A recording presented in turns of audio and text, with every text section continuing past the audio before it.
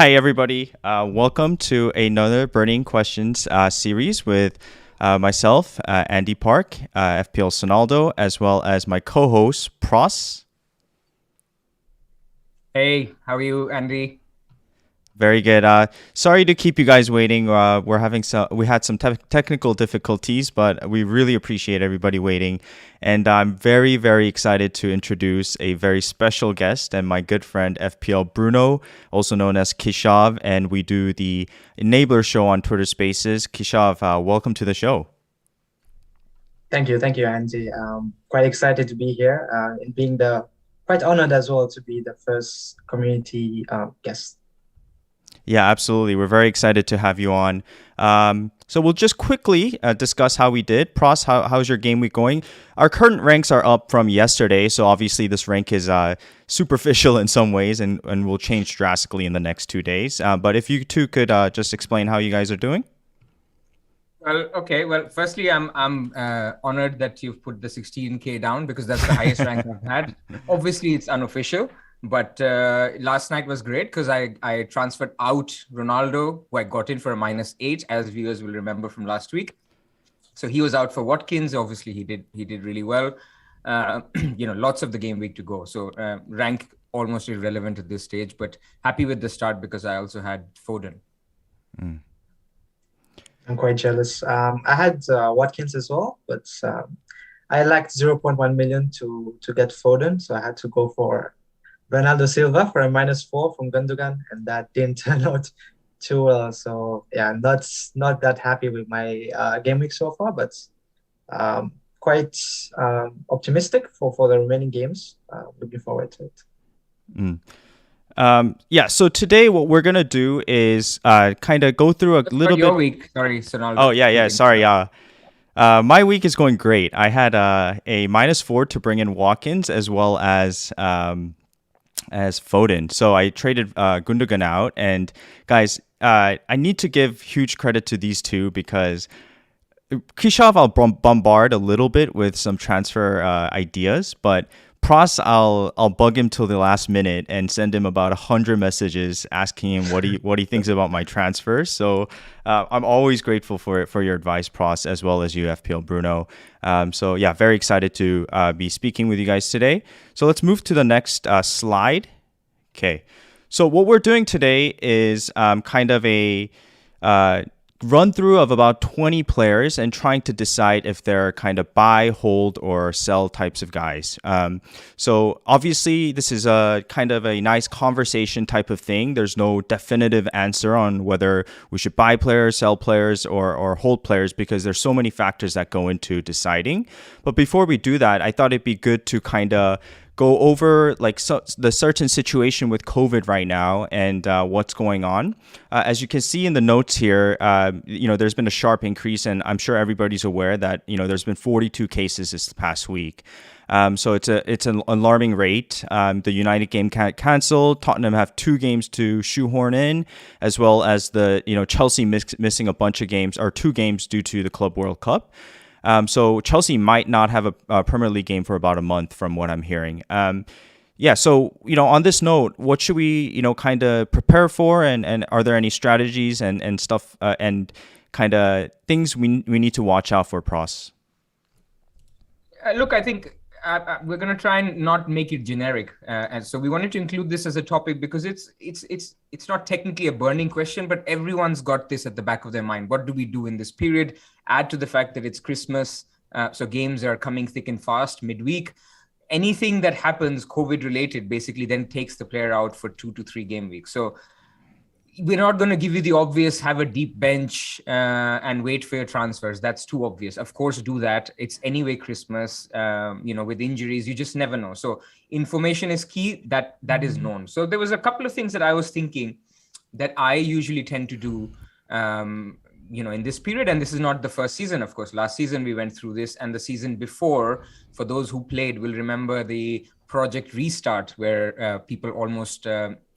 I think they wildcarded, and the week later, everything was put on hold, and then everybody got a free wildcard as well. So, number one, this thing is not extraordinary. Everyone's going through it. So, you don't have to blame luck or why always me or whatever. everyone will get the rub of the green in certain cases where maybe your player is fine, the other is not. Or sometimes, it'll be your player, which is totally okay. Just go with it. All I would say is engaged managers at this stage, like the ones listening to this, watching this video, will always actually be a step ahead, despite the fact that you may think that you're, against the luck. As an example, Ronaldo had about 200,000 transfers in last week. This was just before we found out that the United-Brentford game is postponed. But the engaged managers like us actually were on Twitter. They read tweets that, it could be postponed, so they held back.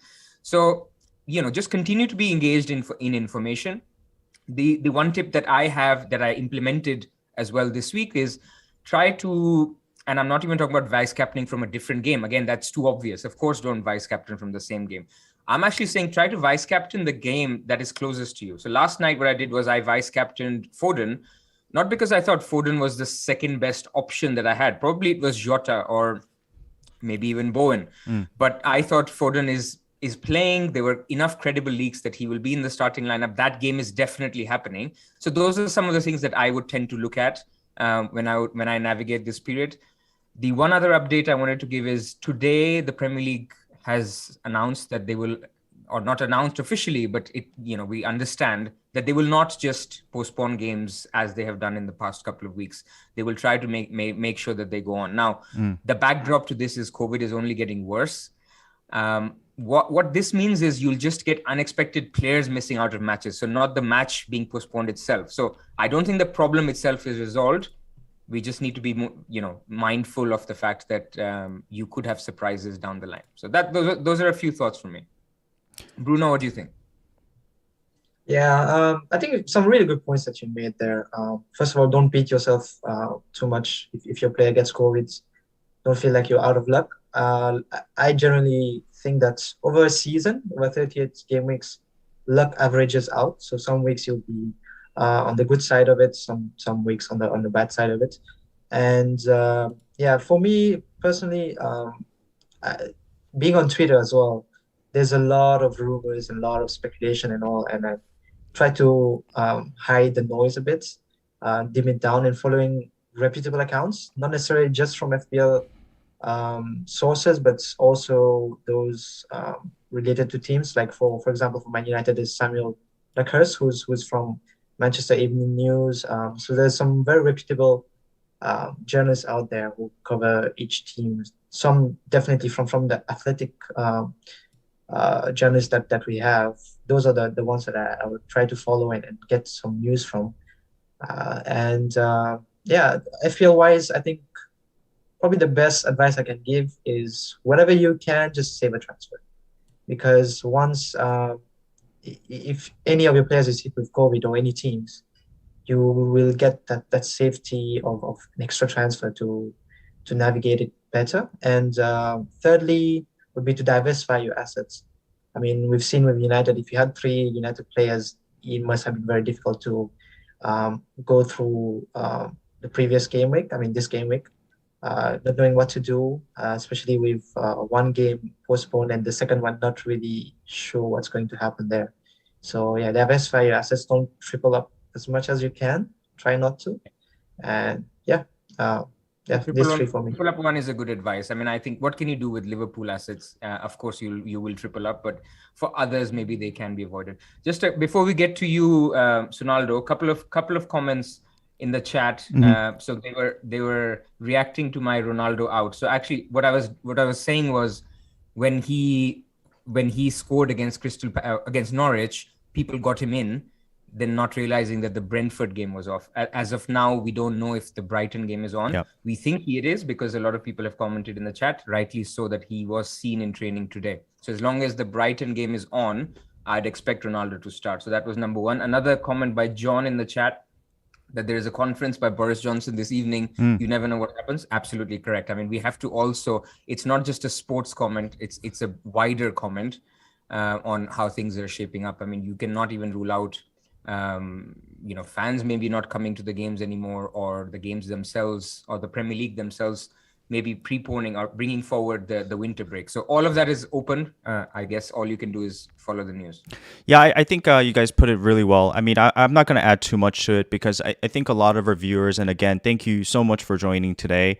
They're very well aware of what's going on, and so a lot of top managers, in our viewership as well. So I think the one thing I will say is what I've been seeing in the comments on Twitter is things about how this game is luck now. There's too much, variance and unexpected this and that, but this is part of the game, right? I wouldn't beat yourself too much, even if you're on a red arrow or you're, 6 of your players are out, 5 of your players out. It's just out of your control. So one thing about FPL is trying to adapt and kind of, conquer situations. So hopefully there's more better news and more consistent games with less postponements moving forward. But thank you guys again for joining us. So let's get into the crux of today's topics.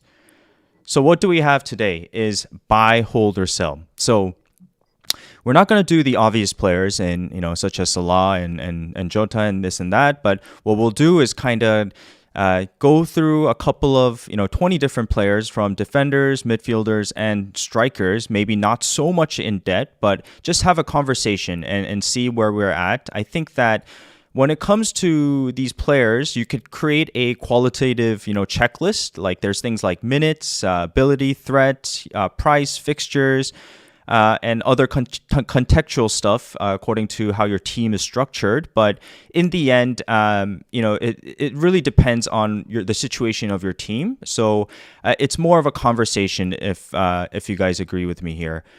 So first things first, I put up the fixture ticker. Pras and I discussed that we kind of like to look at about 8, fixtures as a good indication of medium to long term. So what we see here from game week 18 to 25 is those black boxes in 24-25. So it seems like an eternity away, but it's always something that you should keep in the back of your mind because we do not have unlimited transfers. So where are those black boxes right now? Chelsea in game week 24-25, Brighton in game week 24, and Arsenal in game week 25 all have a blank fixture there. Pras, this means that they're not going to have a fixture during that time, right? Yeah, I mean, this is as of now, right? I mean, there's a lot of fixtures that need to be moved as well because of these postponements. So I think the longer term, what happens in the winter break, all of that is a little bit open, I would say. But what we definitely know is, for example, Chelsea's blanks will happen as long as, and a point made by Richie, actually, who was on the chat, that you just never know. Maybe they postpone that tournament as well. There was some talk this morning of the AFCON getting postponed. That is actually turned out to be fake news. It is not getting postponed, but you just never know in the times we live in that they may just decide that maybe it's not a good idea to have 8 teams from around the world meeting together and playing football.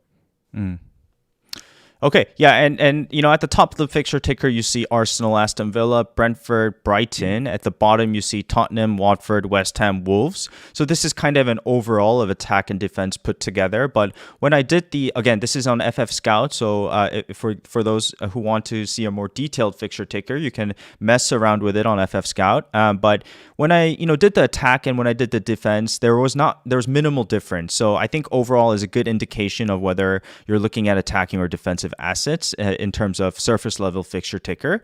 Brunoo, is there any fixtures that stand out to you here? I don't think you sorted out the ticker when putting the visual, but yeah. I think at the top at the moment for me, the team that I want to look into is Everton. I mean, they're awful at the moment defensively, but offensively, I think with the fixtures turning green, I want to get one of the strikers. Yeah. Go ahead. Yeah. So so I'm looking at Gray at the moment as a buy-in into the team, and if anything wrong happens to any of my midfielders, he would be possibly someone getting in. Pras, any teams that you like? I need to apologize. I think it was in alphabetical order. My apologies. Thank you for pointing it out in the. I'm getting it done. I'm getting it up. Don't worry. So we're looking at, let's say, the next 8 weeks. Mm-hmm. Yeah, sort by difficulty. All right. So you have Everton on top, then West Ham, Man United, and Watford. These are the 4 teams to target. Obviously, Everton, once they're done with the Chelsea game, they go on an amazing run. Whether you want to invest in Everton or not remains a question, given all the issues that they've had. I mean, where would you go if DCL isn't around? Richarlison is injured. Gray hasn't put up great underlying. So Everton, not a fan, even though they're top of the ticker. The next is West Ham. I think we've talked about Bowen, Antonio a lot. So very interesting for all FPL managers and where they go. They have a run of Norwich, Southampton, Watford, Crystal Palace, Leeds. Absolutely amazing. So really hoping that an attacking double up, or even if you have one, works out. Then you have Man United, after Brighton. So if Brighton happens, they have Newcastle, Burnley, Wolves, Aston Villa, potentially a double game week once the Brentford game is rearranged. So very, very interested in Man United. One of the reasons I downgraded Ronaldo but kept the money, so I didn't distribute it in midfield, was because I actually definitely see myself going back to Ronaldo. Mm-hmm. So Man United is third. Then you have Watford. We've talked about King and Dennis. Some people have actually doubled up on King and Dennis because they're cheap and there's not a lot of forwards at this stage. So these are the guys that have the fixtures. Arsenal is fifth. Arsenal is doing fine, decent games. They have Leeds and Norwich coming up, and one of the strikers that has emerged is somebody who we will talk about as we look at our buy, sell, hold. One of the questions in chat is DCL. We don't yet know. I mean, we've heard that he's imminently coming back, but you just never know with semi-long-term injuries on how much time they take. I mean, you've seen with Lukaku, right? Even though he has actually returned 2-3 weeks ago, he's barely starting. So it's hard to say. I think for the moment, you can't plan for a DCL return. Mm-hmm. At the bottom of this ticker, I see Chelsea, Brighton, Brentford, and Leicester. So these are the bottom 4. I mean, one word of caution on Chelsea. A lot of people look at fixtures and these fixtures are obviously based on the opponent, but you also have to look at who the team is. So for Norwich, everything should be a red. For Chelsea, Liverpool, Man City, everything should be a blue or a light blue, because they're just better teams than anybody else. And especially if you consider Chelsea's defense. I mean, these guys keep clean sheets against Man City. That's the apex of defensive capability. I obviously caveat the fact that their midfield is currently decimated with injuries. Chilwell is a big miss. Alonso isn't the same. So putting all those things aside, I wouldn't worry too much about Chelsea's fixtures. Brighton, yes, one to worry about. Brentford, I think we already knew this. They had their good run earlier. So that's a little bit on fixtures.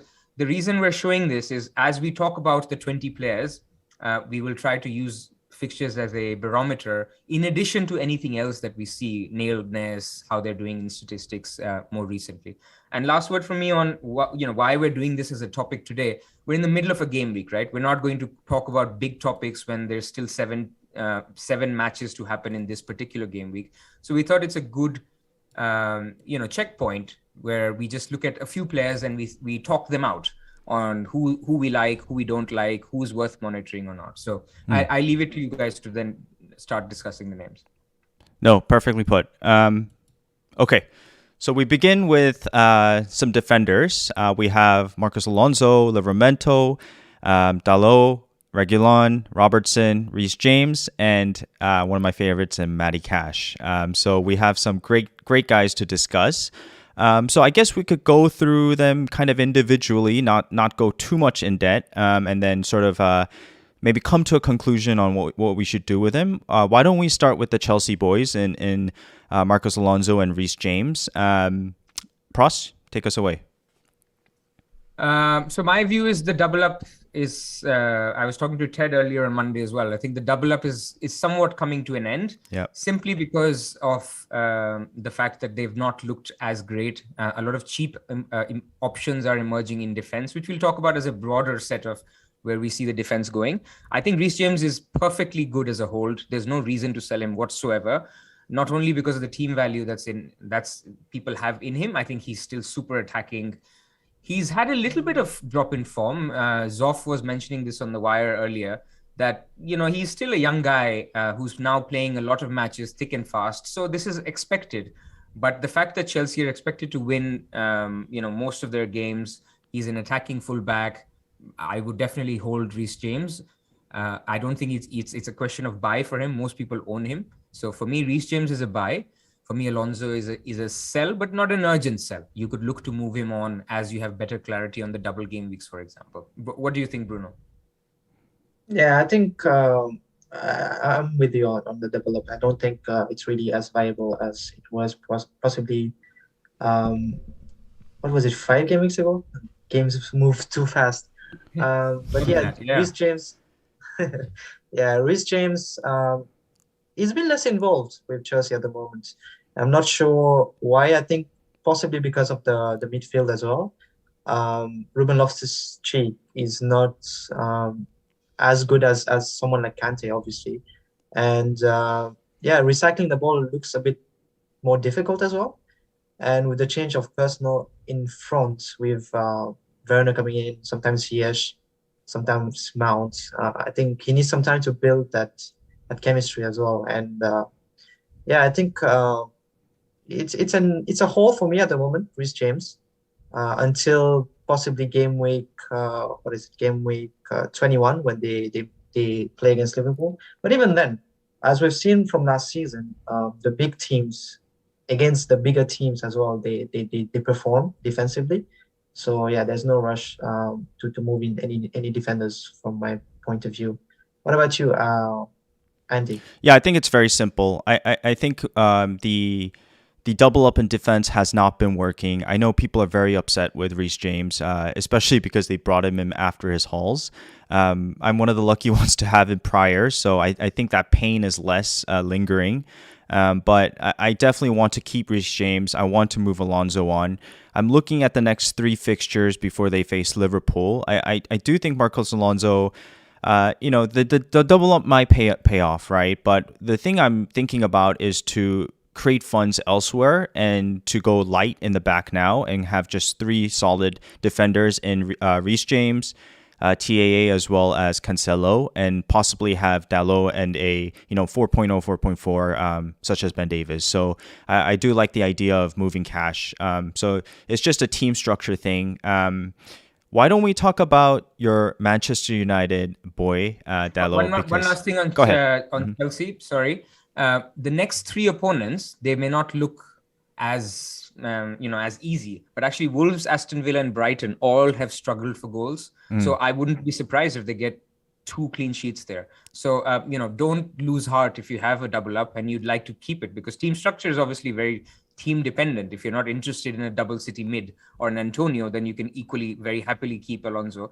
So for those that are on it, don't get disheartened. Wolves, Aston Villa, Brighton are actually fine for good. They're good defensive fixtures. Yeah, and especially the Wolves one. Wolves are just struggling to score, so I do see a very super easy clean sheet here. But again, you can never guarantee anything, so I'd be excited to hold them for that game. I would like to talk about Manchester United because both of you guys are huge Manchester United fans, and Pras, you brought in Dalot, right? So let's start with Bruno. Bruno, can you break down what you see in Dalot? Yeah, I don't know if Pras agrees with me, but to me personally, he's his first choice for Ragnick in the system. It's not just about how he plays every game. I think it's more about his strengths as well. So previously under Ole, we had Aaron Wan-Bissaka playing on the right, and United under Ole used to progress the ball through the fullbacks. And under Ralph, and that's actually something that Aaron Wan-Bissaka is relatively good at, carrying the ball, running forward as well. But under Ralph, it's a different role for the fullback. So what they do is they stretch the play. In the first phase of build-up, they will pin the wingers wide, so that frees up the space in the center. That's where United want to build up from. So they want to reach the players in the center. So really, we don't really need Aaron Wan-Bissaka as much in the first phase of build-up. And in the last phases of play as well, as you can, if you watch the games, you would see that United are quite lopsided towards the left. So Brunoo will be roaming around a lot and moving to the left, and that leaves one player on the right, which is Dalot alone. And Dalot, with his dribbling ability and his crossing ability, with both left and right foot, can really handle that space on his own. And if you compare that to Aaron Wan-Bissaka, if you leave him alone there, no one would care really. So yeah, so for that reason, I feel like Dalot is first choice. That said, there will be possibly one game there where Aaron Wan-Bissaka will get another chance to prove himself. He did get that against Young Boys, and he failed miserably. If anyone watched that game, he was clueless. He didn't really know what to do. So, but I do feel like Ralph has to give him another shot. So, yeah, one of these games he will get a chance to play. Pras? Yeah, fair enough. I agree with you. So nothing more to add. My only caution with Dalot is two things on Dalot. He's the preferred choice, not the first choice. So what that means is it takes one bad game, and then Wan-Bissaka comes in, and then if Wan-Bissaka takes his opportunity, then you're a little bit stuck. But for now, for 4.5 million, you have a guy who will probably have a double game week coming up soon. He frees up funds for you to go big up front or in midfield.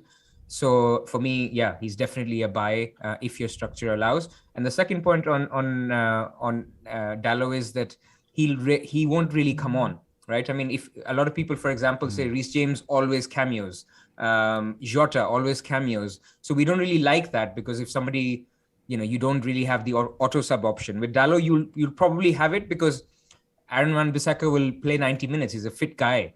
So whenever he will get a rest, he'll probably miss out. So for those two reasons, I like him a lot. Yeah, I think one last point before we move possibly to the next player. I know as well that Dalot defensively is not as good as Aaron Wan-Bissaka. And whenever a player is dribbling towards him, you will see him back off and not really attack the player. And soon enough, the player will be in the box. And if you tackle him there, there's a penalty. So that's somewhere where Dalot has to improve. But honestly, I feel like the system that we're playing at the moment, we don't really need a strong defender on the right. It's similar to Liverpool with Trent. As you can see, Trent is not really great defensively, but he doesn't need to be. Liverpool fans will come after you, but anyway. Yeah, you don't really need to be as defensively solid to play the fullback positions. The system itself is the defender, and the system itself is the playmaker for in-gig and pressing. So yeah, I'm quite bullish on Dalot. I think he'll do quite well. Nice. So we'll agree here that Dalot at his price point is a buy. Yep. Awesome. Okay. I know you guys are debating about Robertson, so I want to get in there because Pras, you have an argument for Robertson, I believe, and Brunoo. Well, when we were making this list, and I included Robertson, there was a little bit of course not Robertson, right? So I just wanted to give a little reason why Robertson should be considered. I mean, 2 years ago, he was the go-to double up for Liverpool, right? Because we had no Jota, and Mane was always expensive, like he is this season, and you wanted to tap into the Liverpool defense. This year, this has changed because Cancelo is more nailed, and you have James as the other option.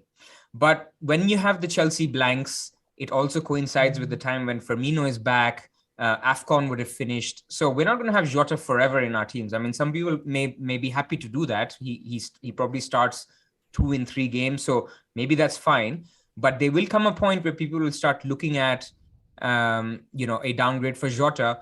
And then the question becomes, do you want Robertson, James, or Cancelo? Now, I think sitting here today, because of the price, those two guys, the other two guys are still better. But over the last 6 game weeks, no defender has had more big chances than Robertson. So I'm just saying, let's not forget about Robertson as an FPL asset. If there was no Salah at Liverpool and there was no big option that we could have in attack, I think a lot of people would double up or have a 4 at the back to include Robertson. So I think he's just worth somebody to monitor. His place is there to stay as nailed as it gets. Liverpool's defensive numbers are actually looking better than what they did previously. So, it's something to keep in mind.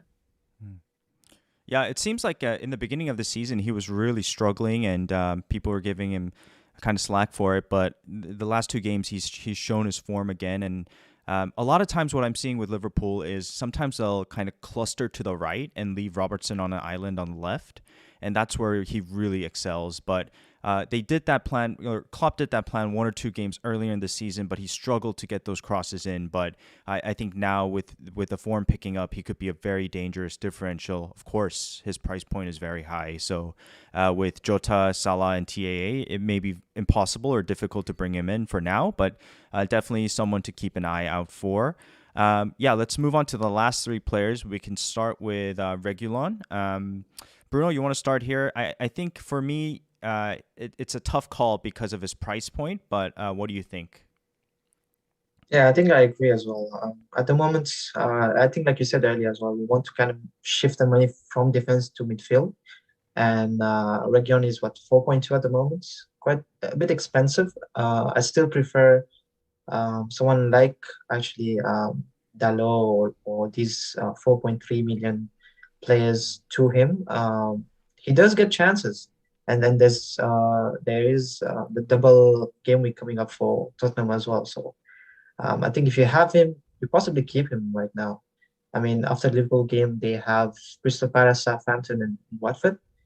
There's going to be goals there for Tottenham's, and I wouldn't be surprised if he's on the score sheet. Definitely looking at how Tottenham play, the fullbacks, the Conte as well, the fullbacks will get active. So if you have him, hold him. But I wouldn't go buying him at the moment.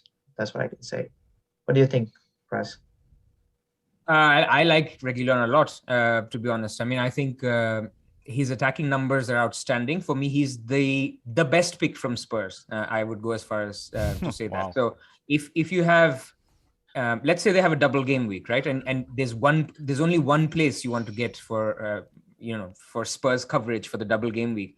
I think because of the price, you probably won't be able to go to Son or Kane. I mean, you could, but let's say you have Ronaldo and Salah already. It'll be tough to get to Kane or to sell one of them. So then it comes down to where there is value. His attacking numbers are actually insane. We have limited data, but it comes down to price. So I think we're saying he's not a great asset because he's a little bit more expensive and it's hard to fit him into the team. But I think if we keep the price out of it and we started to make a game week 1 wildcard team, and there was no, Trent was still 6 million, I think there's space for Reguilon. So let's say in 6 game weeks time, if James is off, couple of blanks, I think he's the guy who I'd probably prioritize to get in as the attacking fullback for those couple of weeks or 3 weeks where potentially Spurs could also have a double. So for me, I agree with you guys that he's not a buy now, but I'm very, very interested in Reguilon because of his role.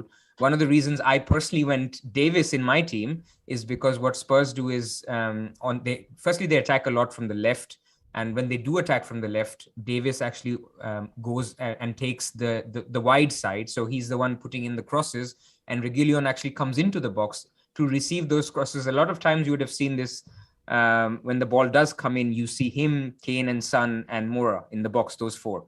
So that's exciting, right? I mean, you get somebody as the attacking threat of 5.2 million or whatever he is. And lastly, it's a Conte team. So defensively, they're getting much better. I think before this break, they had 2 clean sheets on the bounce. I'm very interested in Reguilon. Look, I think there's a...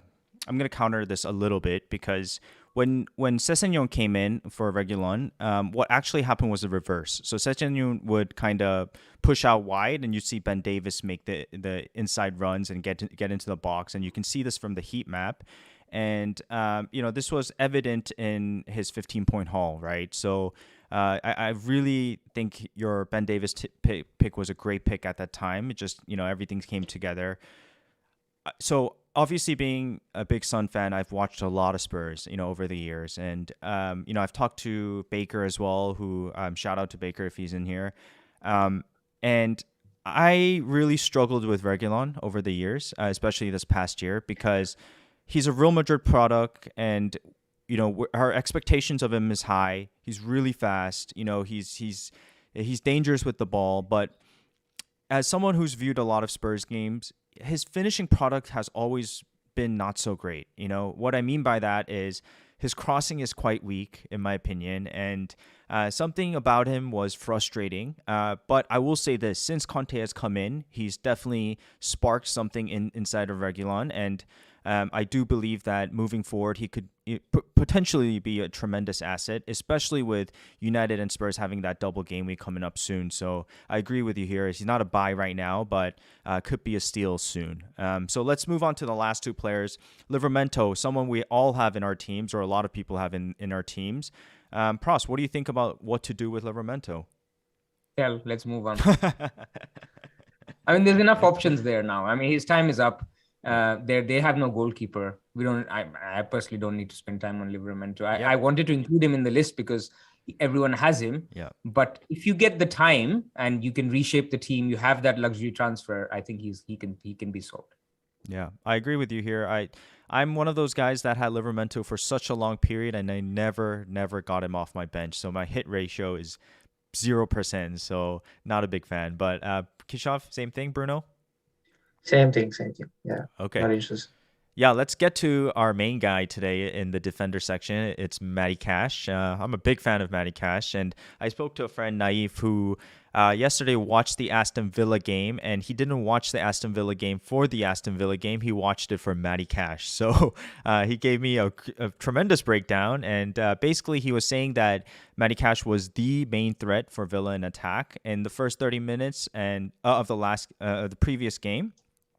He was providing a lot of good crosses as well as a lot of good overlapping runs with Buendia on his side. So a very, very attacking player and one of the focal attacking points for Aston Villa. Aston Villa's fixtures moving forward are so-so. They're a mixed bag. But, as much as I want this guy, his price point is really iffy. So, yeah, what do you guys think, Brunoo and Pras, on Cash? No, you want to go Yeah. first? Yeah. Matty Cash has been on my radar for, I think, ever since Steven Gerrard came in. And the reason why he looks so good is because Gerrard, he plays a 4-3-3, which is quite narrow. So the wingers will tuck in and be sort of like inside forwards. And that would leave space for the for the fullbacks to push on and create the width from there and get crosses and get shots as well. And we've seen that with Matty Cash. He gets into the box quite a bit, gets shots, gets into good positions, goal scoring positions. The only issue is can he score? And to me, that's where I'm a bit hesitant. Matty Cash only scored one goal for Aston Villa so far, and by the looks of it, I'm not that confident when he gets a chance. That's why I can tell you, I'm not that confident that he's going to score, but. Yeah, I think he's a good punt regardless, especially with the fixtures coming up. Andy, so Pras. Yeah, I agree with you. Looks very exciting. I think Gerrard has started with the same philosophy that he had at Rangers, which is defense first and attack through the wing backs. So Cash looks great. I mean, Target will rotate with Young, and so if you're going for a defender, I think Cash is the guy to go for. But Sonaldo made the excellent point that it's the price, right? I mean, ultimately, when we do buy, sell, hold, you have to look at the opportunity cost of the player. It's not just the actual cost. And the opportunity cost of going for a 5 million defender is basically who are you going to sacrifice? Is it the cheaper guys who we talked about, like Davis, Dalot, even Johnson, if he's fit and nailed, versus then the bigger guys like Cancelo, James, or Trent. So we don't have unlimited spots, but in isolation, I think he's a very good pick if somebody wanted to back Aston Villa defense, which is not a bad thing to do. I think he's a buy. But for me and most people who are on a similar template-ish 3 premium plus or a 4th premium plus 1 cheap, it's hard to fit him in. Mm-hmm. Yeah. So I think we agree that Cash is sort of a just wait and watch type of player. Possibly he picks up some great form. And before we move to the mid, I want to congratulate you, Pras, because we got our first ever super chat from Matt. And Matt, thank you so much. Love all you boys. Love you too. And he says bench Mbumo, Alonso, James, or Trent. So it's either bench Mbumo or one of the three. Personally, I would never bench the three below over Mbumo. What do you think, Pras? 100%. Never bench the premium defenders. They can get you points both sides of the pitch. Fantastic. Okay, so let's move on to 5 players in the midfield section. We've got Sonny, also known as Sonaldo, Mason Mount. We've got the 2 City boys, as well as the FPL darling in Conor Gallagher. So let's begin with Sonny. What do we do with Sonny? We have a double game week coming up. Yeah, I mean, I'm going to say he's an instant buy no matter what, and I'm looking forward to buying him as soon as possible. Before this COVID thing, I keep saying this, but once Son picks up form, he's a dangerous player and a consistent guy. I mean, over the 5 years, he's consistently delivered over the season, and this is what he does. He blanks for a couple games, and then he goes on hot form runs. Obviously, we don't know how the COVID situation is going to avoid them, but for me, I think this is a break. When you travel as much as Son does with Korea and going for the International World Cup qualifiers and playing 90 minutes at pretty much every game, you're going to burn out. These guys are humans in the end, right? So I view this as an unfortunate but also fortunate situation when he's getting the rest he needs. So I see Son as an opportunity here moving forward. About him, there's not much to say, but the fact that he's a baller. So without my biased opinion, what do you guys think about Don't listen to Sonaldo on Son. That's the one thing you can zone out. Look, I agree with everything you're saying, but again, opportunity cost. Who are you going to sell to get Son? And while Spurs look fine, I think his stats were nothing great. I mean, we go back to the debate of Son versus Kane versus those 3 fixtures. Son had worse stats than Kane. Came out with, of course, a lot of points, which I was thankful for. But to be honest, even if the Spurs game wasn't postponed, I would have sold Son because I didn't see that spark of a 10 million type premium. Of course, he's a great player, great finisher. All of that is given, but so is KDB, so is Mane. But there's no space. Bruno, what do you think? Yeah, I think one thing that changed recently with Son, the biggest problem with Son was his price point, right? At 10 million, it's quite awkward to go there, and there wasn't really any options. But now there is with Sterling and Marcus Rashford as well getting into the picture. So I think players who, FPL managers who have him, that can be an easy switch to someone like Sterling, who I believe was rested yesterday, and will most likely start the next game against is it Newcastle, I think. So yeah, I think there's an easy switch there. I mean, Spurs play Liverpool next. Don't expect much there from Son. And I know Andy's not gonna like this. So yeah, for me, he's an easy sell at the moment until we see more from Spurs strikers. I agree with you, Pras. I think the best player to get from Spurs at the moment is Reguilon. And if there's double game week, I want to captain Reguilon, to be honest, because of the clean sheet potential as well. Yeah. Yeah. Okay. Pras, by the way, I know Bruno for a while now, and he's quite the maverick manager at times. So I like his style of play. But yeah, I like how you attack the upside there. So not much more on Son. Let's go to Mason Mount. Mason Mount, one of those players that, one game he'll have 1 goal, 1 assist, maybe 2 goals. Just hauls, and then he'll go blank for a while, and it's just at times a frustrating own. But right now he's delivering. Right now he's proving people like me wrong, and maybe we should be looking at a guy like Mason Mount, because I think it was Tuchel that came out and said that their plan B, or something like their plan B, is to go to Mason Mount. Correct me if I'm wrong here, but what do you think? I mean, there's a lot of attacking players for Chelsea too. So, first of all, is he nailed? Because minutes is very important in FPL as well. But what are your thoughts here, Pras? I think Mount is a great pick. This will come up in all the midfielder discussions that we're talking about. The only issue is, how do you fit him in? I mean, right now we have 5 slots. A lot of people have a Brownhill or a Gilmore or, somebody simply because they play versus a 4.4 striker that doesn't play. But even despite that, I mean, you have Salah, Jota, you have one midfielder from City minimum, you have Bowen, you have, who am I forgetting?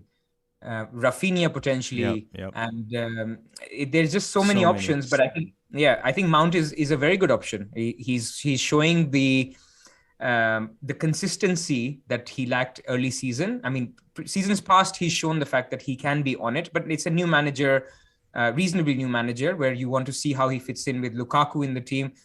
I think he's the nailed guy as the one who flanks, whether on the other side it's Havertz or Werner remains to be seen, but he will be the guy who will continue to score points. Whether he gets as much as a second City mid or a Jota remains to be seen. But this 7 to 8 million is such an exciting price point in FPL, right? I mean, even in the strikers now, you have Watkins, Antonio emerging. In midfield, you have a ton of these options emerging. We didn't talk about Gallagher, which we will in a second as well. He's another midfielder who's emerging, not for that price, but midfield is packed. And I think there's like 8 or 9 great options, which you couldn't go wrong with any of them. The only reason why I would say hold on Mount is simply that he's they could potentially have blanks. Their easier fixtures are coming to an end. So after the next 3, so remember when we talked about the Chelsea defenders, we said it's maybe not a bad time to hold them because Wolves, Villa, and Brighton are good defensive fixtures. Actually, they're not great attacking fixtures because Wolves, Aston Villa, and Brighton are all 3 good defenses, and then they play Liverpool and Man City and Tottenham. So from an attacking point of view, this was one of the reasons last week I had the option of going Ronaldo to Lukaku just for a one or 2 week punt, but I went for Watkins instead simply because I don't like Wolves and Aston Villa as fixtures that I want to target. Yeah, as you mentioned, they have 6 fixtures, Chelsea, and then right now it's blank in 24-25, and looks like it's going to be a blank because of the Club World Cup, if I'm not mistaken. And yes, they have Liverpool, Man City in 4 game weeks, so I don't think he's a buy, but if you have him, I guess you hold him. Brunoo, you want to add anything on Mount? If not, I want you to take it away when it comes to Conor Gallagher, because FPLBrunoo was keen on Gallagher from like game week 2 or 3 or very, very early on. And he, maybe I shouldn't say this, but made a bold statement. Can I say this, Brunoo? He made Say it. He made a bold statement, well. FPLBrunoo. And around that time, he said, in this season, we're going to see Conor Gallagher outscore Rafinha. So why Conor Gallagher? Go ahead. Yeah, so I mean, he's reverting back to how he was playing around that time, game 3-ish, where he was playing central attacking midfielder, and that's where we want Conor Gallagher to be playing if we own him. And he gets into the box a lot. He really wants to get shots in and be involved, and he looks like a really, really good player, to be honest. He's quite confident, and at the moment he feels like he's the talisman for Crystal Palace, and he gets on set pieces as well. I mean, everything about him to me screams buy, especially at that price in the beginning of the season was at 5.5. He looked like a really good player and talisman for Crystal Palace, and for me, looked like a better player than Wilfried Zaha even. He will get points. He'll keep on getting points, especially when he plays that central attacking midfielder position. This week he's playing Southampton, if I'm not mistaken. I wouldn't be surprised if he holds. And the fact that he's such a talismanic player, he gets crosses in, shots in and all, he will get the bonus points. That's probably one thing that some other players don't have is he will get his baseline BPS is quite high as well for Crystal Palace. So if he scores, he will hold. Pras? Agree with everything. I think he's a very good pick. I think the most important point on Gallagher, and we've talked about it in our previous videos, but I'll just repeat it here, is basically the rest of the team. It's not his fault. He himself is very attacking. He comes into the box at the right time, has a great shot on him. So everything about him is great. The only problem is the fact that MacArthur, when he got injured, it ruined the system where they had the three in midfield. When he got injured and basically they got Koyate playing, they had him and they added Schlupp. So Schlupp was the guy who was the number, the guy getting into the box, and Gallagher was the guy who was more withdrawn. So as a result, you had a lot of people, getting frustrated where his heat map was terrible. I mean, he was basically around the halfway line. And so it didn't work. Nothing of his fault. But in the last game, when Schlupp wasn't playing and instead Hughes came in, that actually, again, freed him up to go forward. He did a great job. So if I was to predict the future, I think Vieira will see the fact that Hughes was a much better player because he's defensively better than Gallagher, and Gallagher is better than Schlupp in attack. So I think the ultimate solution could be that this is what stays. And if this is the case, then Gallagher remains an amazing option. But, you'll always be up for a surprise if you see Schlupp in the team, or also, mind you, Eze might move into the midfield as well. So if Eze comes back into the midfield, again, Gallagher, you can expect to have a more withdrawn game. The other thing about Hughes is when Hughes comes in, he takes up all the set pieces. So the second goal that Palace scored was actually a corner, which Gallagher would have taken if Hughes wasn't on. So you'll either get Gallagher the attacker or Gallagher the set piece taker. So you'd rather have Gallagher the attacker because he can get you a 15-point haul. So I think he's a great pick, great buy. Definitely a hold for people that have it. Yeah, well put there. I mean, just FPL aside, just a fantastic footballer with a bright future. So, yeah, love me some Conor Gallagher. Let's go to the Man City boys here. There's enough talk about Bernardo Silva and Foden, and we could talk about Sterling and this and that. But I think the two kind of hot guys that are emerging or emerged and emerging is Gundogan and KDB. Gundogan, I sold him this week for Foden, and of course he returns with 2 assists.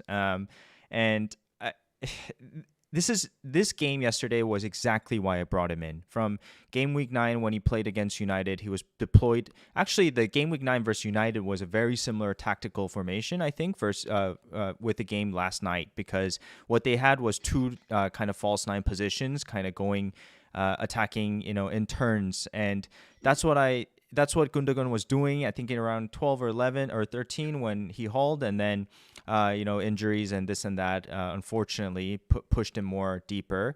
But if you have him now, I think he's a decent hold to have. It's just the minutes that are always a worry with the City boys. In terms of KDB, how happy are you that he is back? What a performance last night. Such a marvelous footballer, and it's unfortunate how expensive he is because I would not go there right now. But let's do a brief talk on the two Man City boys. Pras, why don't you go ahead? Look, I think my view on between Gundogan, Foden, and Bernardo remains the same. That I think Foden, when fit, is the best out of the three, but he's also the most expensive. Between Bernardo and Gundogan, I think it comes down to minutes. Whoever you think will play more minutes is the better pick, because I think both of them will have decent amount of chances. They'll get into the box. So both excellent picks. So between these three guys, that's where I stay. I've always held Foden since game week 7, and I continued even though he was injured, because my view is you cannot just keep on switching. I know Sonaldo, you did it this week. You can't just keep switching between the Man City mids because of the guy who missed midweek, and now I think he'll haul this week, because you're not even captaining them, right? So you might as well just ride it out. So, for example, people who have Bernardo now are thinking, he was subbed at halftime. Maybe I should switch to a Sterling because Sterling was rested and he should be amazing against Newcastle. I'm sure Sterling will do amazing against Newcastle, but then the week after, probably Bernardo will. So it might as well just hold it and ride it out with the 1 or 2 guys you have from the City mid. So for me, that's a separate discussion between Foden, Gundogan, Bernardo, and by the way, Grealish could be back in the discussion as well, given his price. So that's where I stand on that bit. I think with De Bruyne, if you were living in a world where there was no Salah and captaincy was again an option, there was no Ronaldo, in a true premium setup, he's great value. I think, I shouldn't say great value, but he's a great pick because you know that he'll play more minutes now that he's back fit. My only problem is some of the things that Pep said after the game yesterday. So of course, all praise. De Bruyne is back. His goals were great. He looked great. The thing was, what he said was, against teams like Leeds, he always tends to do well because they don't sit back. So he gets a little bit of space to run in, shoot, assist. Now, and he specifically said when teams sit back, he struggles a little bit. So, take from that what you will, but I don't think, with Bernardo's form, with Gundogan playing so well, he's not going to play every game. And for 12 million odd, I don't even know what his price is. That's how long it's been for me to have looked at De Bruyne. I just don't think it's worth it. And, in another world, if Salah goes to AFCON and they have great fixtures, you could punt on him for 2 weeks. But other than that, I don't see him as somebody who will come in and shake up the template, because you have other guys at 8 million below that are sort of doing the business as well. Brunoo? Yeah, I think I completely agree with what Pras just said. Just stick to whoever you have. Gundogan, KDB is almost two Bernardo Silva's, or like Bernardo Silva and Gundogan, so it's not really worth the price, to be honest. And I wouldn't read too much into the Leeds game. The way City played yesterday was quite unusual, and playing against Leeds kind of demands that, especially with the fact that they play a man-to-man sort of marking system. What City did yesterday was just overload everywhere. Wherever they could, they just kept running in and overloading, and players kept switching positions, which was which again is very unusual for a City team. If you look at the average positions yesterday, there's like 5 players playing up front. So yeah, I wouldn't read too much into that game. That's what I can say. I think next game against Newcastle, we might see a little bit more structure, and possibly you will see players like Bernardo Silva get those chances that he wasn't getting. He was playing a bit deeper than the others yesterday. So yeah, don't knee jerk into after watching that game, be like, I need to get KDB, I need to get those. Wait a bit, see how it's going the next few games, and then make your decision from there. Yeah, it's just the thing about City, guys, is the pie is big, but the pie is spread. So it's like it's really hard to predict who's going to score. I mean, we had 7 goals yesterday, and how many goal scorers, right? So, as a Foden owner, we're very excited, but even then, one goal was not enough because it was so spread out. So it's a frustrating thing to own. I guess the consensus here is that if you have Bilva, don't panic and don't move him on, just keep him. But can I ask you guys this? If you had, let's say, one of Bilva, Foden, or Gundogan, do you double up on the City midfield assets, Pras? Depends on who you're giving up. So are you giving up Jota? Then no. If you're giving up Mount, then probably. If you're giving up Antonio, then probably no, because it's worth keeping Antonio for now. It's a very contextual question. In fact, I like in the chat, Kavish has asked us, each give your top 4 midfielders to have. I think that's a good way of putting it. So maybe you want to do that? Yeah. For me, Salah, Jota, Bowen, and Foden. Quick one, because I agree. So what do you think? Brunoo? Yeah, I think I think I would go the same. Bowen is, we're not really talking about him at the moment, but for me personally, he's the best player to get from West Ham. I don't really fancy Antonio at the moment a lot, so I think we'll get into that soon. Okay. Yeah, similar. Okay, we're nearing the hour mark. Before you move on, sorry, Sonaldo. Just wanted to address a couple of other things that have come up on the chat. So Nehal asked Alonso to Tomiyasu or Tierney. My issue with Tierney, and we didn't discuss Tierney in the beginning of this, is simply injury proneness. So I don't know how much you can rely over the Christmas period of the guy, but attacking wise, he's just amazing. I mean, he's such a great watch. I wish he was, injury free. It's almost like how when we lived in the world where, Ings used to fire, but we were scared of him being injury prone, but he kept doing it every game. He's almost like that in the category. But Tomiyasu is interesting. He's a little bit more attacking than Ben White. if you want to go there, probably, and I would only advise you to go there if you don't have Ramsdale. I wouldn't double up on the defense. And then one other question I saw is Gallagher or Bowen. I think if there was a choice between the two, I would definitely go Bowen personally because of the fixtures. Because after the next three, Gallagher's fixtures aren't great, although you get these guys for a very, very long term. So there is no right or wrong answer here. But between the two, I would prefer Bowen. But please carry on. Yes, thank you guys for the questions. And yeah, if you have more questions, I know Andrew Saw is asking a lot of questions. Please do, and then maybe we can address it at the end, have a quick Q&A. But yeah, we are entering the hour mark, so we want to get through these 8 players a little bit quicker this time, and it is the striker section. So we'll start with, in order, Jamie Vardy. Brunoo, what do you think about Jamie Vardy? Yeah, I think they're managing his minutes, so I think at that price point, you don't really want to carry him to your bench. So just for that reason, he's not really a buy, sell for me. And their fixtures are not that great either, right? So yeah, definitely sell here. Antonio is a very interesting one. I think part of the Antonio question goes to whether you have Bowen or not, because if you have Bowen, do you double up? If you don't have Bowen, who do you go for? So again, a little bit of a contextual thing, but maybe we put it into isolation, right? Regardless of whether you have Bowen or not, what do you think about Antonio? Because you compare him and his price point to other striker options. The one that stands out right now is Ollie Watkins, especially after his delivering yesterday. I like Antonio as an option, but Pras, what do you think? I'm growing tired of Antonio, to be honest. The thing is, I've had him from the beginning of the season, and he's done very well. And we waited for these fixtures, and then against Burnley, I'm watching the game. The ball's going over his head from the left. This guy's crossing it. From the right, Soufal is crossing it.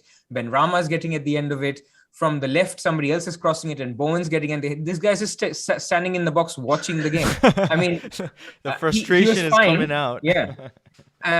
It's, I'm giving him 2 more weeks. Now, Arsenal isn't the best week to judge him. I think definitely give him Norwich. Remember, for those who had him, 4 goals against Norwich from last season, there is merit to keeping him. But, the argument that we had on who else are we going to go for in attack? I think there are options now in attack. There's Ronaldo if you wanted to go to him. There's Watkins. There's King or Dennis. Yep. So it's not that we don't have any options anymore. Or you could basically downgrade him into a Lucadia and then get the 5th City mid or Mount. So that 7.7 to 8 million bracket is actually getting more crowded. Mm-hmm. And then you add to the fact that, as Jimmy is saying on the chat, he will get a rest as well. I mean, how long is he going to continue playing? He was getting his rests in the whatever European league they're in, the Conference League. Or actually, no, they're in the Europa League. I think West Ham fans will come for me. They're in the Europa League. It's Spurs who are in the Conference League. So he was getting his rest in those midweek games, but now it's the Premier League game. So when is his next rest coming is the question. So I'm not trying to scaremonger. I think he's very much a hold. But for me, in my team personally, he's maybe 2-3 games away from getting a kick. Brunoo?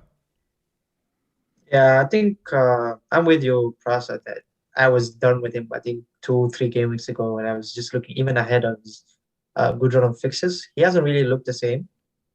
He's making these overlapping runs outside, out wides, going after basically he's making a lot of overlapping runs instead of being in the center of the pitch where you want him to be. And at the moment, he's not really in good goal scoring form as well. I mean, when was the last time he scored? I can't remember, honestly. Gameweek 9 against Tottenham. That was the last time Antonio scored.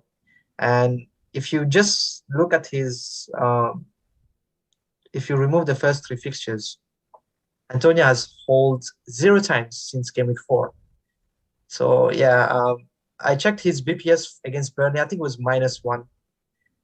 So yeah, he's not getting involved. He's not really getting shots. There's nothing much coming from Antonio. But I agree as well.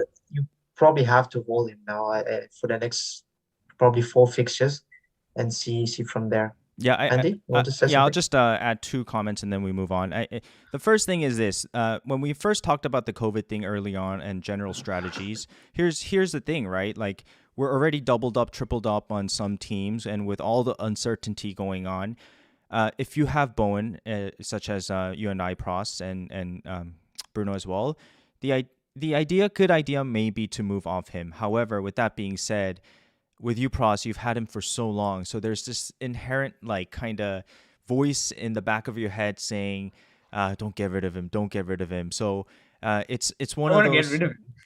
Yeah, I mean, hopefully you make the right decision, but certainly FPL has these voices, playing in Late our Riser minds. bought him last week. Did you see that? I mean, he Uh, obviously believed that's the counter argument that if you look at how he's done, he's delivered much more than Bowen against the non-top 6 teams. So you can have, but we need to see it, right? I mean, he's got his chance now against Norwich over the weekend after Arsenal. So we will see. But this is why I think definitely give him a few weeks, a couple of weeks, and then reassess. Yeah. Okay. Yeah. Next. One last thing, I think 0 shots in the box for Antonio I know. I against saw Burnley. that. I think that's yeah. Sorry, continue. Yeah, we're very negative on Antonio here, but yeah. So would you say hold, Yeah, kind of, yeah. Pras? Reluctant hold. Reluctant hold. Reluctant hold. Okay, we got it. And let's go to our darling at the moment, Ollie Watkins. A strong buy for me. Good performance by Aston Villa, and Watkins last season was a frustrating own. It seems like he can get a hat trick, quadruple, 5 goals a game with the amount of chances he was getting last season. But this season, maybe his finishing product is getting a little bit better, although he had a good chance yesterday as well that he missed. But what do you think, Pras? Are you let me address this too. One of the reasons we went to Watkins is because of the Ronaldo situation. And now we're in a difficult dilemma because our idea was to go back to Ronaldo, but now Watkins seems like a pretty decent hold. So what are your thoughts here? So not as strong as you in terms of a buy. I think he's a very good option. New manager bounce. He's central. There was one question in the chat, I missed who it was from. Was what happens when Ings is back. So Ings has started coming back into the team. Actually, that's good for Watkins, I think, so far from what we've seen. Even though he plays left forward, he does come in a lot. I mean, think of almost like a Salah type, somebody coming in a lot and being more involved in the play. His stats were better actually when he was doing that. Again, small sample size, but I wouldn't worry if Ings is back that Watkins isn't a good pick. Yesterday was pretty encouraging. One of the assists or the assist was completely jammy. So whoever got it, like myself and Sonaldo, were a bit lucky. But then on the second point where he was in the box for that tap in the end, that's what you want to see. Yep. A lot of times we get excited as FPL managers when Gallagher hits top bins or De Bruyne hits that, corner of the net. But that's not sustainable. Actually, what's sustainable is this guy who's running into the box, who's being fed and is scoring from 2 yards. That's sustainable. That gives you the higher XG, which means his returns in the future are more predictable. So for me, yeah, he's a good option, one to monitor. His stats before this game actually weren't that amazing. So I was reluctantly going to him. You remember, Sonaldo, when I was doing it, I was debating whether I should go for a 1 week punt on Lukaku, who we'll talk about next, or Watkins. But now that I have Watkins, I'm happy. It gives me the option of upgrading either Watkins or Antonio in a couple of weeks to Ronaldo if I wanted to. Yeah, I will quickly mention the defending was horrendous in that goal. So that is the caveat. But, even late riser Pernil was saying how highly he rates Stevie G. So I like the how, new management bounce is definitely playing a factor into Aston Villa as well.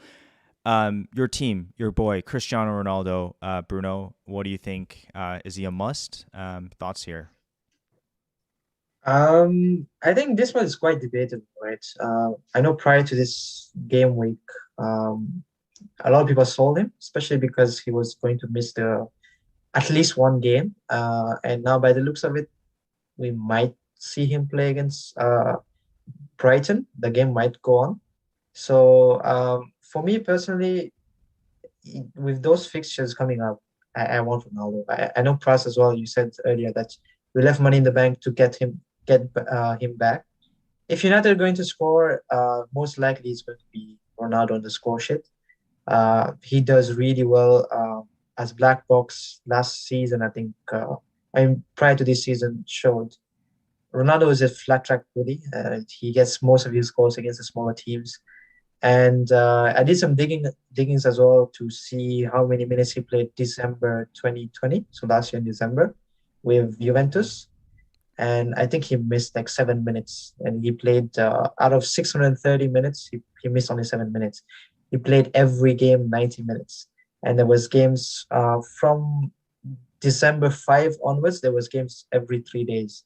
So he's a fitness monster, and yeah, I wouldn't be willing to sell him anytime soon, personally. Pras? Pras? Steve, Ronaldo is you. There's two schools of thoughts, right? Yeah. So I'm going to give the pros and the cons, so people will then make their own mind up. The pros of Ronaldo are actually let me start with the cons, because pros we know he's the greatest player ever to play. The cons are he's expensive, and you're not going to captain him, right? That argument comes up a lot, that he's taking up a lot of your funds. And basically, if you boil it down, having Ronaldo means you have a slightly poor bench. So if people then thought about how to restructure the funds, I don't hate it. I mean, some people have basically downgraded Ronaldo to Watkins and used the money to upgrade Brownhill to Foden. Yeah. So now they're laughing tonight or yesterday night, because they made that money. And this is fine. I'm not hating that. But my only problem is what happens. There've been rumors on AFCON, by the way. It is happening as far as we know. What happens when Salah leaves? What happens when there's a double game week for Man United? He is the captain option, the standout captain option, given the fixtures that Man United have. So for me, I always want to root back to Ronaldo if possible. If I spread the funds too much, then it's hard to get him back. You need to basically do a team strategy like myself, who had a -8 2 game weeks ago to get Ronaldo in. So it's not that easy to get him in. That's why I feel having a structure where you have a little bit of a money parked in a second player, like it was Son before, some people had Kane or Vardy or a Ronaldo, actually for me is a better structure, and have one dead spot like a Brownhill or I think Ramsey did very well yesterday. So I like that structure more. So which is why I like Ronaldo. So now on the pros, I mean, the guy has amazing fixtures. Bruno has already mentioned a lot of the pros. He's going to get fed a lot, the ball, because of the high possession we'll have against easier teams. People know how to play to his strengths. I mean, the team has now worked with him a long time. We have better crossers than we had early season. Both Dalot and Telles are better crossers of the ball. He's the best header of the ball. So, I'm happy to have him, even though I won't captain him. So for me, he's a guy who, if you don't have him, think about what will you do if next game week you want him. That's how you should think about it. Yeah, really well put there. Okay, let's go to these next two guys, Lacazette and Lukaku, who are very interesting takes. FPL Nima, as we know him as Nima on Twitter, who was a huge Arsenal fan, was... I was talking to him, or we were talking to him, Pras, till the last minute, and he was debating on whether to bring in Lacazette as an option for Ronaldo. What do you think here? Because the whole premise of this is the idea that Aubameyang is obviously in trouble right now with the captaincy thing. But the thing about Lacazette, he's never really plays 90 minutes, right? So I wouldn't go there. But what do you think, Pras? So I was, when I heard of Lacazette, I was basically laughing, and this is when so Big Man Bakar was also. We were all debating who are we going for as our striker yesterday, and everyone was all okay. Let's do. I think Watkins is the best shout. These are the reasons, and then suddenly Lacazette's name starts coming up, and I'm like, and I was really confused. Why are we talking about Lacazette? I mean, he's rubbish. But the thing is with Aubameyang, there's a real feeling with Aubameyang that he may not actually play for Arsenal again. The disciplinary issues go beyond just what happened now. The captaincy, publicly removing captaincy from a high-profile player is never great. So then, my initial take was Martinelli's playing well, ESR, Saka, Odegaard is playing really well recently. But then people said, look, we definitely need a player who will play the number 9.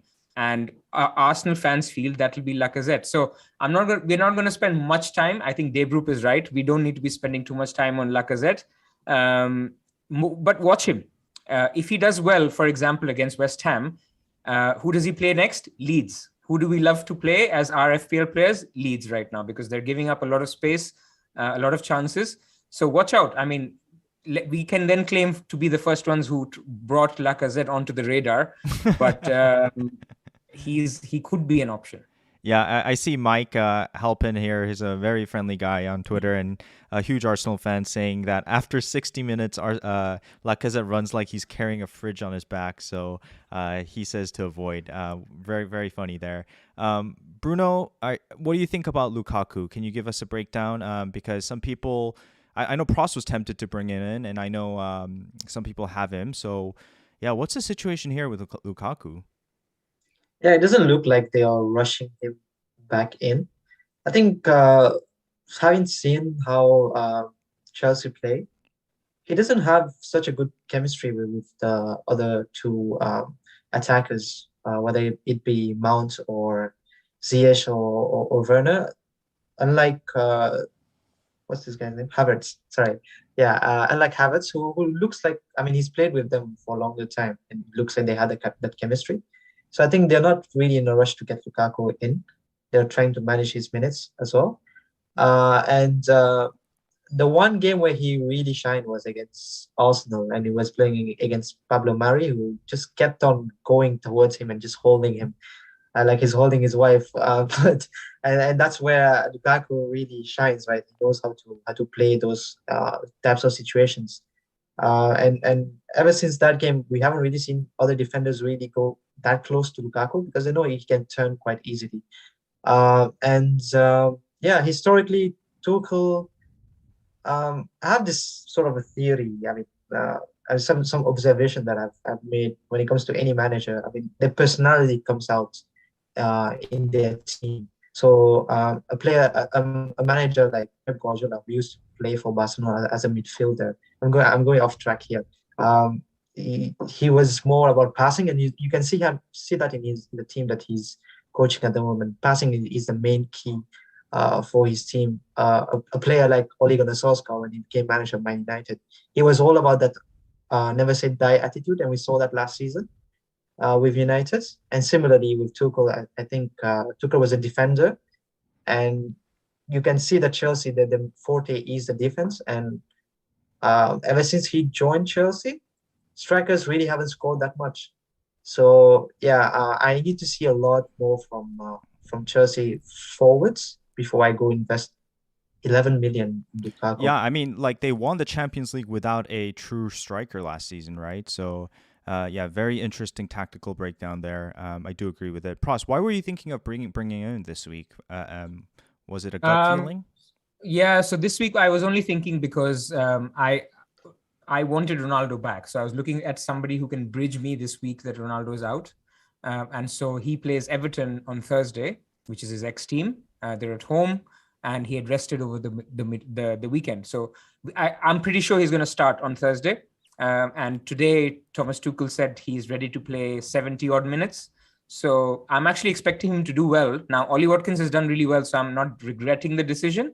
But I think Lukaku will continue to do well. Or will start to do better again. I agree with everything Bruno said in terms of his, not being as effective. All these stats about Chelsea's number 9 not being the goal scorer. Agree with all of that. But I can guarantee you now, before the end of the season, everyone will be going for Lukaku at some point because he's a great player, great price. He's actually $1 million cheaper than Ronaldo, Kane, and that bracket. So he's achievable in the team structures as the second premium.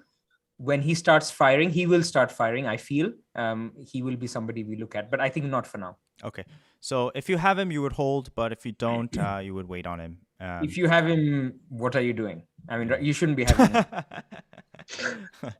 Okay. Yeah, let's go to the next one. We have the man in form, the hot man in Dennis, and it sparked a very a huge debate on Twitter with the Grass FC versus Analytic FC last week.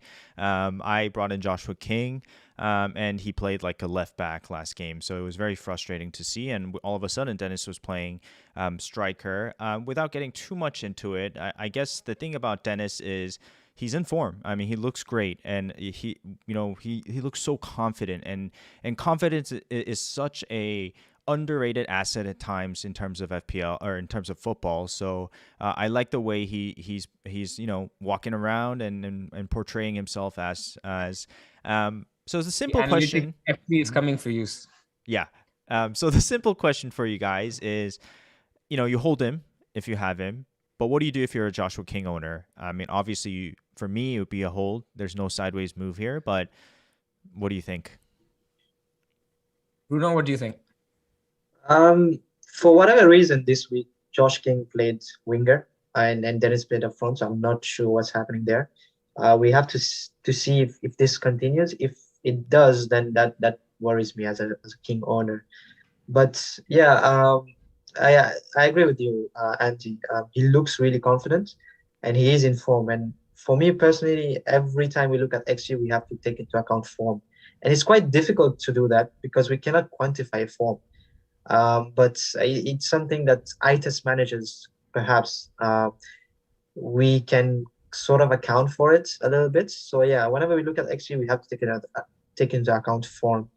And at the moment, Dennis is on hot form. So yeah, if you have him, hold him. Would I make the switch from King to Dennis? Not really. I think I'll wait a little bit, especially with the Pence situation as well. So yeah, Pras? Yeah, look, we've done enough threads and videos on Dennis versus King. So I think nothing more to add. He's a great option. For me, the Dennis King debate is the same as the debate we were having between Bernardo and Foden. One has better stats, but one looks red hot form, confident. So there's no reason to switch between the two. You hold one, and Dennis has the slight issue of AFCON if that happens. So I think keep whoever you have and just ride it out. There'll be weeks when one does better or the other. Yeah, let's not forget also in the last game he hit the post, right? And then Dennis followed up with a corner goal, so it could have been a different story if King scored that. So it's just the fine margins in football. Yeah. And Pookie. Yeah, one last thing as well. Form is not going to go on for the whole season. It will die down eventually. I mean, Dennis has been in hot form for quite a while, so whether that will continue for the whole season, I don't think so. So yeah, just one last observation. Yeah, that's completely fair. So Pookie's I have to leave in 10 minutes. Sorry, okay. Yeah, we're about to finish. Pookie, the last one, and then we'll do our bus teams quickly. I think the thing about Pookie is he's just a good long-term budget hold and a solid price point, probably the best in his price point, right? Or one of the best in his price point. So yeah, I think it's the structure of having just one top striker and two cheaper strikers. But what do you think about Pookie quickly, Pras? Decent on pens, nailed, but Norwich are just not looking. Yesterday was actually very disappointing against Man United. They looked good, and I was quite encouraged by what I was seeing. But yesterday they were very, very poor. Very little attacking threat. I'm a bit wary, and especially now that we have a few more options up front. So if you're going for Pookie, I mean, he's basically somebody who comes on, so he should be first bench or something. Yeah. Okay. Let's go to our teams. We're pushing the time here. So we begin with Brunoo's team. Brunoo, can you explain? Obviously, there's this game week to be played out, so this is very early days. But what are you thinking here about doing for game week 18? At the moment, like I said earlier, as much as you can save a transfer just to navigate the COVID situation better. So my team looks good, I would say. I'm looking to just save a transfer. I think the point of contention that we probably have to discuss a little bit is who to captain. Salah is playing Tottenham away. City are playing Newcastle away. Maybe United will play Brighton at home, a depleted Brighton. Pras, who would you captain this week? Wow, I just noticed Ronaldo. Wow, nice. After all the things we discussed about whether we want Ronaldo or not, I'm going for Salah because we'll see how Tottenham look, right? I mean, the squad has been decimated over the last week with COVID issues, so you just don't know who's coming back. Will Davis be back? Will Reguilon be back? I mean, these guys were rumored to have had COVID, so I'm actually okay with Salah again. It's a bit like it's a bit comes down to your playing style. I think because my 11 is better than average, I'm happy to go with the masses on the captaincy. So that's generally the way I think. But let's go with people who are more maverick like yourselves. I think Cancelo is a great captain option this week. Simply because he's had his rest, so he's going to play. Newcastle are terrible. He's going to be attacking. So for me, if I was looking outside of Salah, it would be probably Cancelo or even Sterling. Some people he's got great stats over the last few. Ted. Ted's going to captain him, I think. So Sterling is a very good option now. And Ronaldo, obviously, if we know he's playing, he's a great option as well.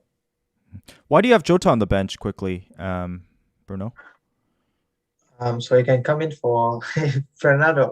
Honestly, I think Firmino coming back into the team, he might just get less minutes. So this is just my best team. So I'm not really sure, to be honest. Man. Don't do it. Yeah, I mean, I benched him last game. He got 1 point. So, and I played Mbuemo. Yeah, but then we knew he's out, right? I mean, that was that was a little different, where we knew he hadn't trained the whole week. I mean, look, of course, it's your team, but I have a similar dilemma, and I'm benching Dalot.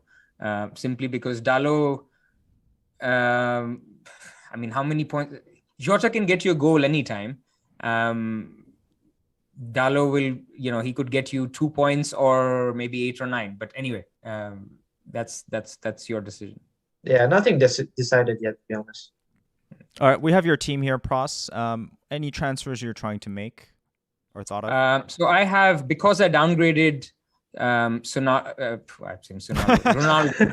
I downgraded Ronaldo to Watkins. I have obviously the money to go back to Ronaldo. The neat thing is Antonio and Watkins are the same price. So what I have is basically a shootout between Antonio and Watkins on who is the man who gets cut for Ronaldo. That's at least the way I'm thinking. So I'm going to save a transfer this week and upgrade one of them to Ronaldo. That's the long-term plan, because I don't think there's any other major issues in the team. Okay, and quickly, this is my team here. I have one transfer and like 5 point something in the bank, and a way back to Ronaldo was Watkins, but now I want to keep Watkins, so I need to figure out a way to get Huang to Ronaldo, and the way to do that for me is to downgrade Alonso. So most likely I'll roll this week. It is a plan, but things will change in the next couple days. So we'll play by ear. Thank you guys so much for joining us. It's been a long show today, and appreciate the technical difficulties earlier, including my fixture ticker issue. Pras, as we've been doing this, I feel like we're getting more comfortable and getting better, and hopefully we're producing and giving the viewers better content week in and week out. And guys, do follow Pras as well as at FPLBrunoo. Keshav is such a good guy and a very knowledgeable FPL manager as well. Keshav, thank you for being our first guest today. Any final words for you guys? No, I just wanted to thank. I wanted to thank Brunoo as well for coming on. What we'll try to do is we'll try to have more people from the community come on as well to share their views. It could be fans from teams. It could be knowledgeable people like Brunoo. Lovely to have you, Brunoo. Yeah, thank you for having me on, guys. For me personally, just stay safe, guys. This Omicron virus looks like it's going to spread faster, so you don't want to infect anyone else. Stay safe, wear your mask and all. And go get these green arrows, guys. Yeah, I'll say one thing lastly, and we're seeing some viewers that are coming on every show for us, and the names that stand out. I'm sorry if I'm missing a couple. Is John L and FPL A Plus, always here to support us. So thank you guys so much for your support, and Prakash, thank you for the visuals today. It meant a lot.